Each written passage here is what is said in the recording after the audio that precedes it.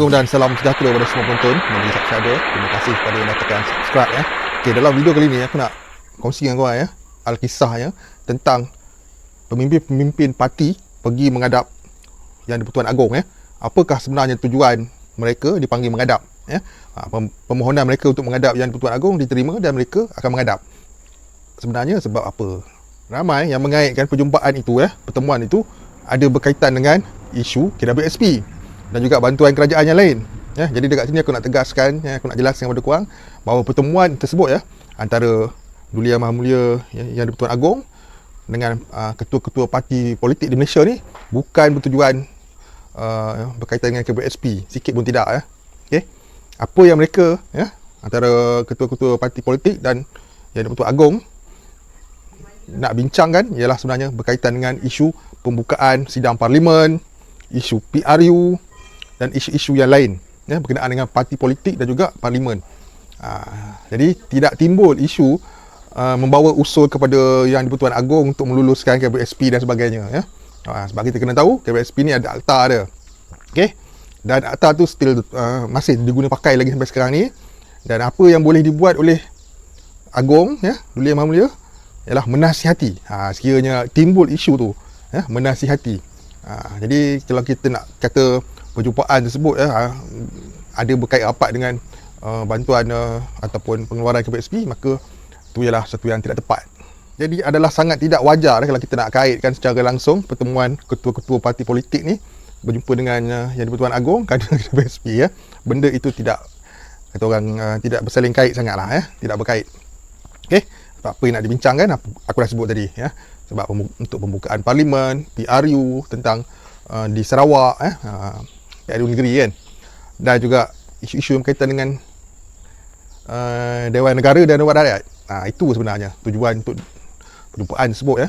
KWSP adalah urusan dalaman kerajaan yang memerintah sekarang ni. Okey, sekarang ni kita tahu Perikatan Nasional memerintah negara ya, dan mereka yang mengawal serba-serbi pentadbiran negara. Okey. Sekiranya ya nak didebatkan perkara ni haruslah didebatkan di dalam Dewan Rakyat oleh ahli-ahli parlimen ya. Itu saja ya.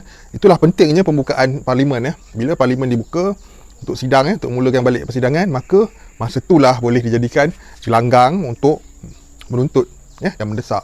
Bukannya dengan cara menyuruh Duli Yang Maha Mulia Seri Paduka Baginda Yang di-Pertuan Agong pula untuk bagi arahan.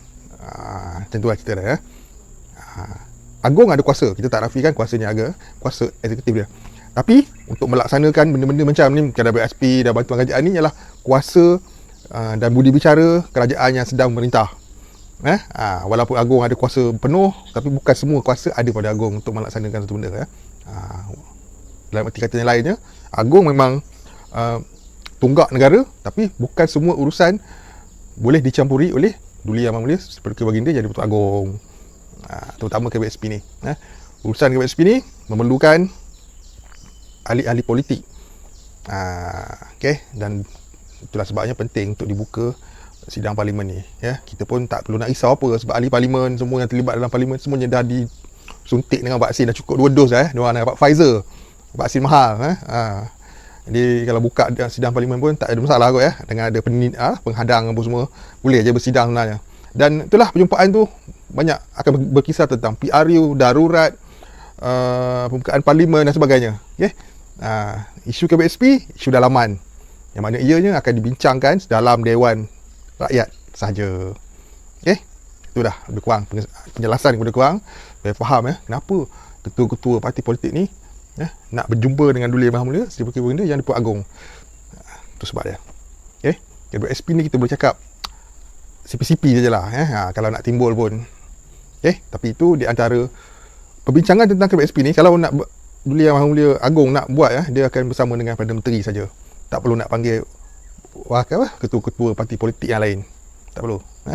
Ingat, kalau Tan Sri Muhyiddin Yassin berjumpa dengan Yang di-Pertuan Agong, okey, berkemungkinan benda ni boleh kata orang dibincangkan bersama dua orang ni antara Agong dengan PM. Tapi kalau dah sampai nak panggil ketua-ketua parti politik, itu ialah bukan perbincangan yang melibatkan KWSP langsung. Faham Okey. Kan? Assalamualaikum dan salam sejahtera. Kita janganlah cakap jangan risaulah apa semua, Agung backup apa semua. Yang dia kena ingat motif perjumpaan tu kan apa. Tu dah yang kita kena faham. Sekian. Assalamualaikum. Salam sejahtera. See you guys in my next video. Bye.